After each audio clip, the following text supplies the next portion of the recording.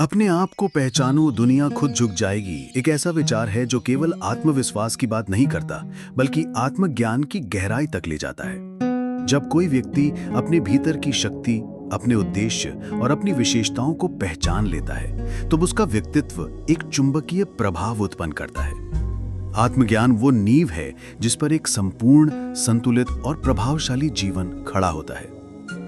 हम अपने जीवन में कितनी बार दूसरों की अपेक्षाओं और समाज की धाराओं के अनुसार चलते हैं। हम कभी ये नहीं सोचते कि हम वास्तव में क्या चाहते हैं, किस क्षेत्र में हमारी प्रतिभा है या हमें किस कार्य को करने में आनंद आता है। इस अज्ञानता का परिणाम होता है असंतोष, भ्रम और आत्मसंदेह। जब कोई व्यक्ति स्वयं को पहचान लेता है तो वो किसी और की स्वीकृति का मोहताज नहीं रहता।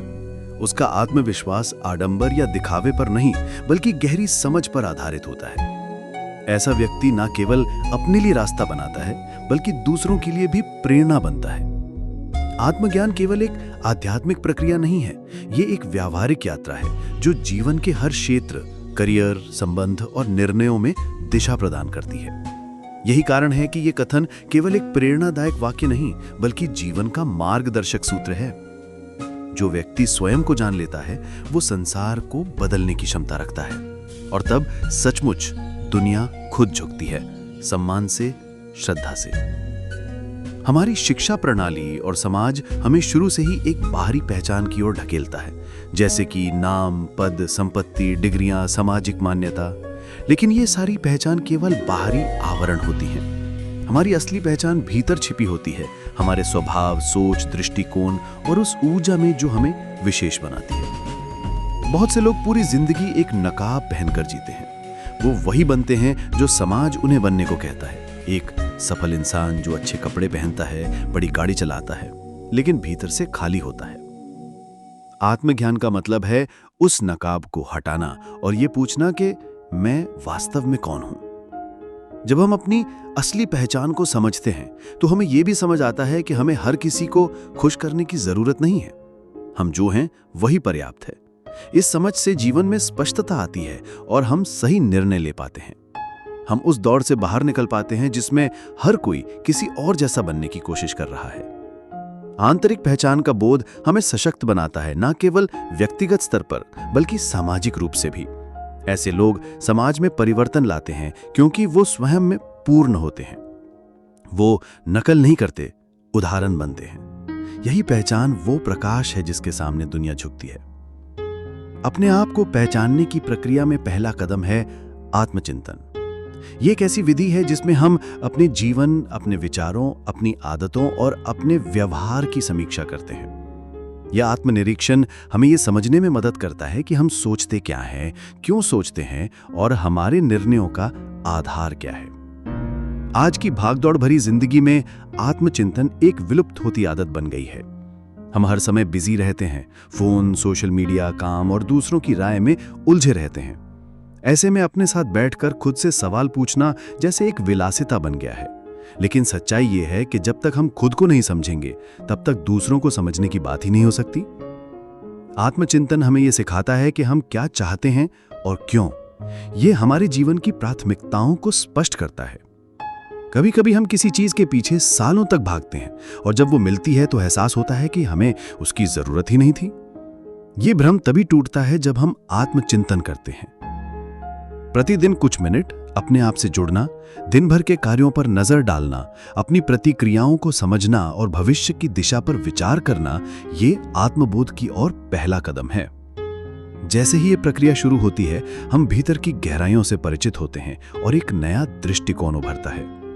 यही दृष्टिकोण हमें उस ऊंचाई पर ले जाता है जहां दुनिया झुकती है, क्योंकि अब हम खुद को जान चुके होते हैं। अपने आप को पहचानने का एक बड़ा लाभ यह है कि इससे आत्मसम्मान का जन्म होता है। आत्मसम्मान का अर्थ है खुद को कमतर न समझना, अपनी गलतियों को स्वीकार करना और अपने मूल्यों पर अड़िग रहना। जब व्यक्ति स्वयं को समझ लेता है, तब वो दूसरों की मान्यता पर निर्भर नहीं रहता। कई बार लोग आत्मसम्मान और अहंकार को एक ही समझ लेते हैं, लेकिन दोनों में बहुत बड़ा अंतर होता है। अहंकार कहता है मैं दूसरों से श्रेष्ठ हूं, जबकि आत्मसम्मान कहता है मैं जैसा हूं अच्छा हूं। आत्मसम्मान बिना तुलना के भी पूर्ण होता है।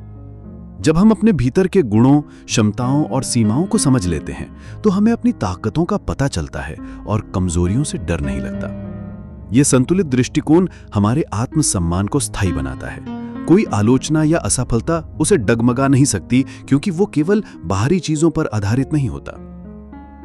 इस आत्मसम्मान के साथ जब कोई व्यक्ति कार्य करता है तो उसकी उपस्थिति, उसकी बातें, उसका काम सब प्रभावशाली हो जाता है। लोग उसकी बातों को सुनते हैं, उस पर भरोसा करते हैं और वो समाज में एक उदाहरण बनता है। इस प्रकार आत्मसम्मान केवल एक भाव नहीं बल्कि एक सामाजिक प्रभाव बन जाता है, ऐसा प्रभाव जिसके आगे दुनिया झुकती है। इतिहास ऐसे व्यक्तित्वों से भरा पड़ा है जिन्होंने आत्मज्ञान के बल पर पूरी दुनिया को बदल दिया। उन्होंने समाज की अपेक्षाओं को नहीं बल्कि अपनी अंतरात्मा की आवाज को सुना और उसी पर चले। स्वामी विवेकानंद एक प्रमुख उदाहरण है। उन्होंने बचपन से ही आत्मचिंतन और सत्य की खोज शुरू कर दी थी।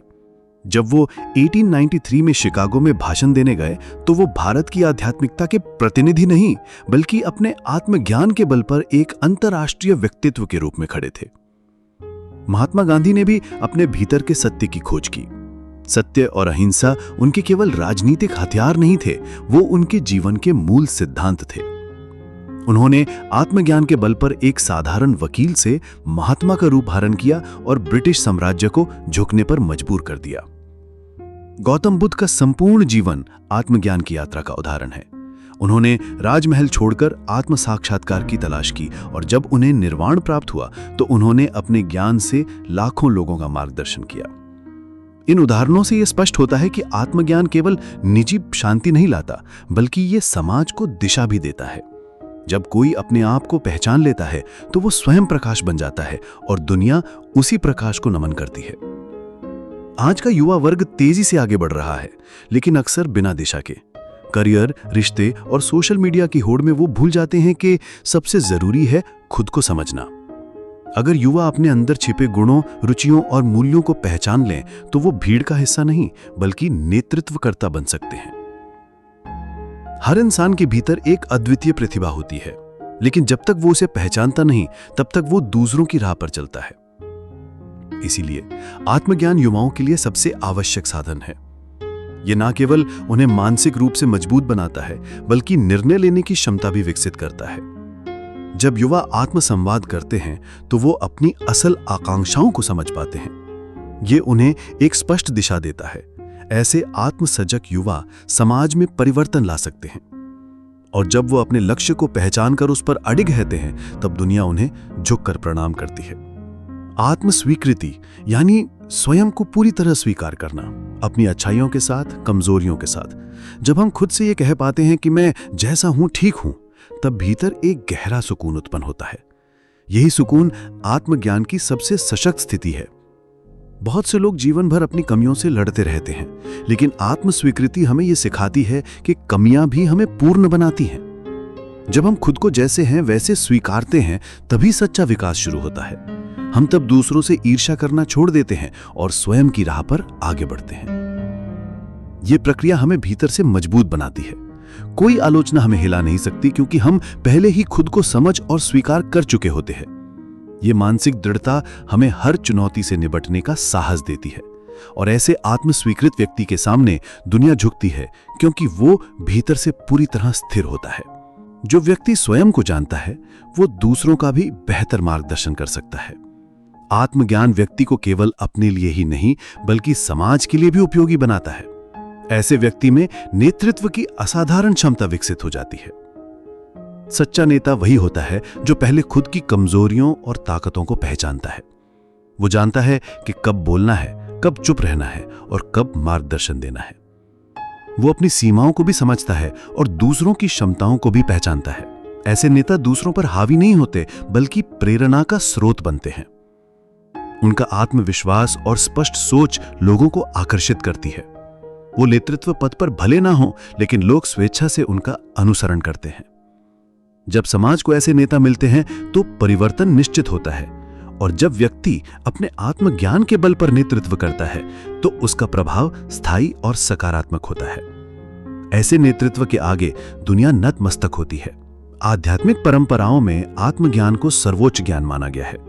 उपनिषद कहते हैं आत्मानम विद्धि, अर्थात अपने आप को जानो। संतों, योगियों और गुरुओं ने सदियों से यही सिखाया है कि जब तक हम स्वयं को नहीं पहचानते तब तक भगवान की खोज भी अधूरी है।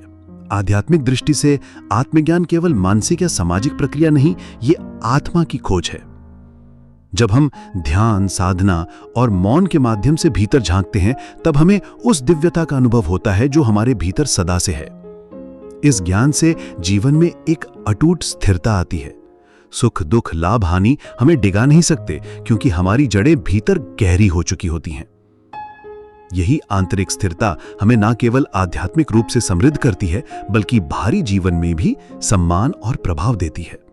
जो व्यक्ति आत्मा की चेतना से जुड़ जाता है उसका अस्तित्व ही श्रद्धा का केंद्र बन जाता है और फिर दुनिया केवल झुकती नहीं, उसे पूजती है।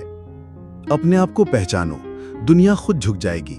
ये कथन केवल एक प्रेरणादायक विचार नहीं बल्कि जीवन का मूल मंत्र है। आत्मज्ञान हमें बाहर की दुनिया से नहीं, भीतर की शांति और स्थिरता से जोड़ता है। यह हमें भीड़ से अलग खड़ा करता है, एक मजबूत, स्पष्ट और प्रेरणादायक व्यक्तित्व के रूप में। सच्ची सफलता वही है जो हमारे स्वभाव और उद्देश्य से मेल खाती हो। जब हम अपने भीतर की आवाज को पहचानते हैं और उसी दिशा में कार्य करते हैं, तब हम न केवल सफल होते हैं बल्कि संतुष्ट भी रहते हैं।